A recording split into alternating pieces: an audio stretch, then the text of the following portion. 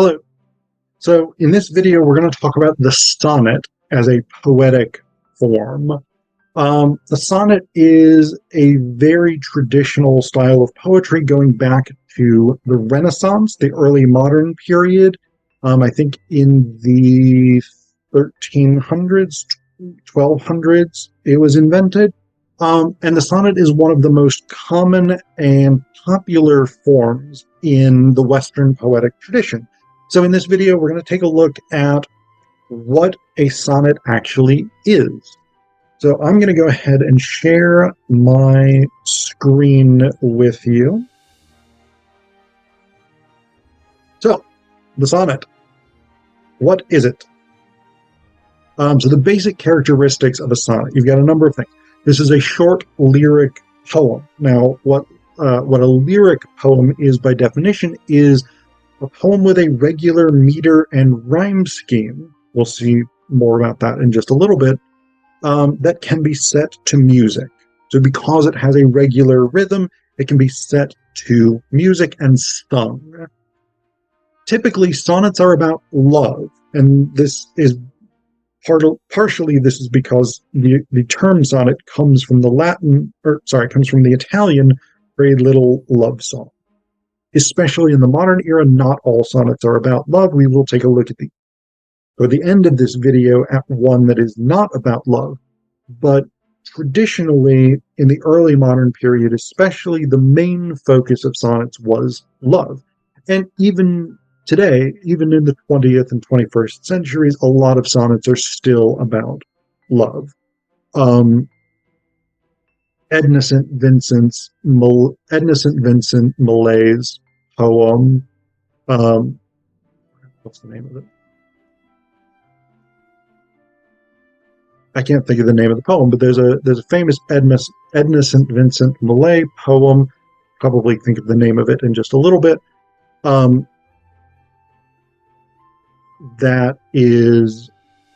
That's about love, and that's a song. So it's still being done today. But again, in the modern era, there are more people who are using the sonnet form for other subject matter. Sonnets have 14 lines. This is one of the key characteristics of them. They are a 14-line long poem. They are written in iambic pentameter, and I'll talk more about what exactly that means in just a minute, but that means they have a regular rhythm. Each line has the same pattern of unstressed and stressed syllables. And then they use typically either Elizabethan or Petrarchan rhyme schemes. Elizabethan rhyme scheme is also called English rhyme scheme or Shakespearean rhyme scheme, and Petrarchan rhyme scheme is also called Italian rhyme scheme. So you'll see these different terms used, but if someone says Elizabethan, English, or Shakespearean sonnet, that means one particular thing. If they say Petrarchan or Italian, that means something else. There are some other variations of sonnet rhyme structures, but these are the two most common. So let's take a look at a couple of sonnets. I'm going to move this bit with my image up there a little bit. So I've given you, these are early modern sonnets. Shakespeare's Sonnet 18 and John Milton's Sonnet 19. So Sonnet 18, one of the most famous sonnets, one of the most famous poems in the world, goes like this. Shall I compare thee to a summer's day? Thou art more lovely and more temperate. Rough winds do shake the darling buds of May, and summer's lease hath all too short a date. Sometime too hot the eye of heaven shines, and oft is his gold complexion dimmed, and every fair from fair some time declines, by chance or nature's changing course untrimmed. But thy eternal summer shall not fade, nor lose possession of that fair thou owest, nor shall death brag thou wanderest in his shade, when in the eternal lines of time thou growest. So long as men can breathe or eyes can see, so long lives this, and this gives life to thee. So that's, again, one of the most famous sonnets in the world, Shakespeare's Sonnet 18. Milton's Sonnet 19, another really famous sonnet. It was like this. When I consider how my light is spent ere half my days in this dark world and wide, and that one talent which is death to hide, lodged with me useless through my soul more bent, to serve therewith my Maker and present my true account, lest he returning chide, doth God exact day labor like denied? I fondly ask, but patience to prevent, that murmur soon replies, God does not need either man's work or his own gifts, who best bear his mild yoke, they serve him best. His state is kingly, thousands at his bidding speed, and post o'er land and ocean without rest. They also serve who only stand and wait. So, these are two sonnets. You can tell they both have 14 lines. They both have a regular meter and rhyme scheme. But what exactly is that meter and rhyme scheme? Well, the meter that they share is iambic pentameter. So iambic pentameter means that each line of the poem has 5 metric feet. A metric foot is a unit of unstressed and stressed syllables in a regular pattern. Pentameter means 5. Penta coming from 5, meter meaning meter, hence 5 metrical feet per line. This is theoretically the most natural line length for English language speakers. Other languages have different natural line lengths. French, for instance, tends to use, I think, classical French writing at least tends to use Alexandrines, which have 6 metrical feet. And then iambic means that the lines use iambs, which is an unstressed stress pattern. So there's 5 sets of unstressed stressed syllables. This will become a lot clearer when we look at the first lines of each of these poems. Shall I compare thee to a summer's day, and when I consider how my light is spent? Now, if we add in the scansion marks, which are the marks that are used to indicate unstressed and stressed syllables, we can see the iambic pentameter at work. So we look at the Shakespeare example. The X's here represent unstressed syllables, the slashes represent stressed syllables. Shall I compare thee to a summer's day? And this is actually the way that people tend to teach iambic pentameter. The way they tend to teach sonnets is that ba-dump, ba-dump, ba-dump, ba-dump rhythm. Shall I compare thee to a summer's day? It sounds very awkward when you read it that way, but that actually is the natural but much more subtle way of reading it. We see the same thing with the opening line of Milton's poem. When I consider how my light is spent.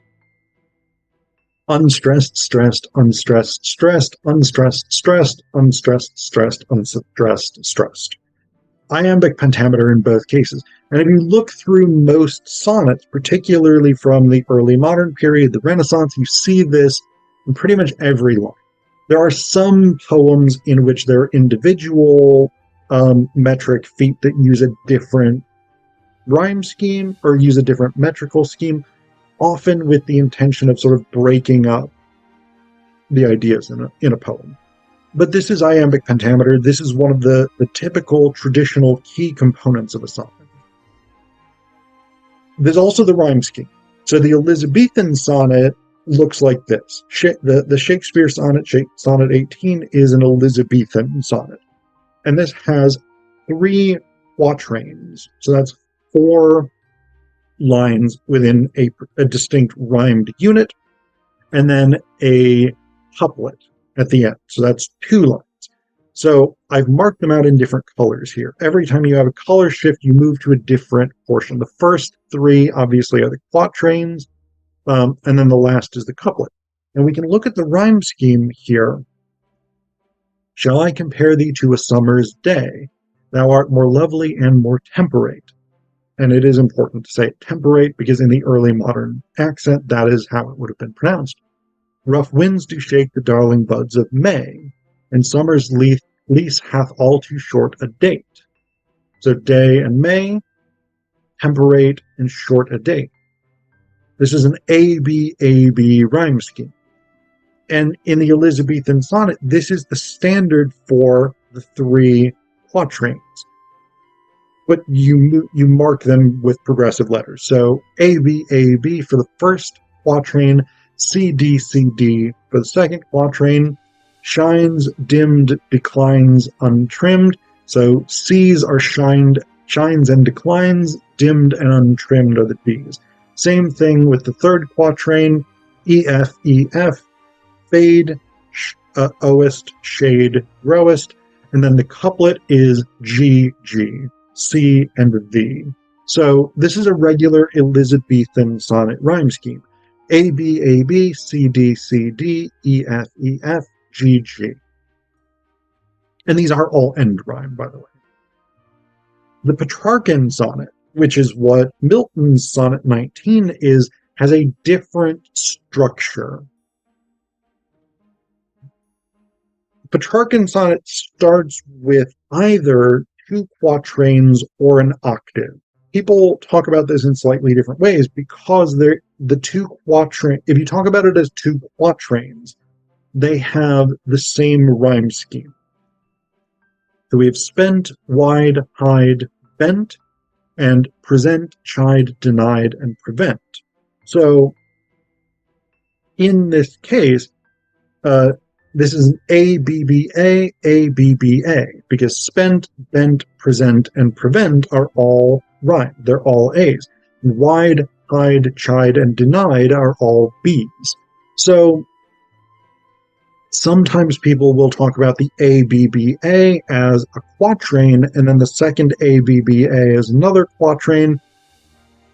But people also talk about them as an octave because it's A-B-B-A. They're using the same letters across the board. So I've put this in dark blue and light blue because they're kind of different. But that's a pretty standard opening portion, a pretty standard octave of a Petrarchan sonnet, an Italian sonnet. But then the sestet, which is the final 6 lines in a rhymed scheme, there's a lot of variations of this in Petrarchan sonnets. So what Milton has done is C-D-E, and this is a very common one. So we have need, best, state, speed, rest, wait. So need and speed, best and rest, state and wait. There you go. Sometimes Petrarchan sonnets will have something like C-D-D-C-E-E. Sometimes it will have something else. There's a number of different variations you can potentially have, but basically with the Petrarchan sonnet, you have an octave or 2 quatrains and a sestet. So these are the basic structures. And again, most of these from back in the day will be love stories, love songs. But sometimes this is not the case, in the modern period especially. And Milton's isn't especially a love song in that it's not romantic love, though there is an argument that devotional poetry is also a form of love song. But I'm not going to, that's outside the scope of this. But a modern sonnet like Wilfred Owen's Anthem for Doomed Youth is a really good example of a modern sonnet that very clearly has abandoned even the argument that it is a love song as such. So this is Owen's Anthem for Doomed Youth. This is a World War I poem, by the way. What passing bells for those who die as cattle, only the monstrous anger of the guns, only the stuttering rifle's rapid rattle can patter out their hasty orisons. No mockeries now for them, no prayers nor bells, nor any voice of mourning save the choirs, the shrill demented choirs of wailing shells, and bugles calling for them from sad shires. What candles may be held to speed them all, not in the hands of boys, but in their eyes, shall shine the holy glimmers of goodbyes. The pallor of girls' brows shall be their pall, their flowers the tenderness of patient minds, and each slow dusk a drawing down of blinds. So again, the sonnet is a form that has a very sort of rigid and definite pattern and structure to it. It tends to be a love song, but not necessarily always. And in modern poetry, I've focused on the shift of content, but there are also modern writers of sonnets who will break the rhyme scheme, break the form in a different way. So one of the things that we have very much more with modern poetry is variations of the sonnet that maybe use different rhyme schemes, different meters, or maybe abandon rhyme scheme or meter altogether and still at least claim to be connected to the sonnet form. But again, it's a very traditional style of poem that offers modern poets a few more options in terms of breaking the rules.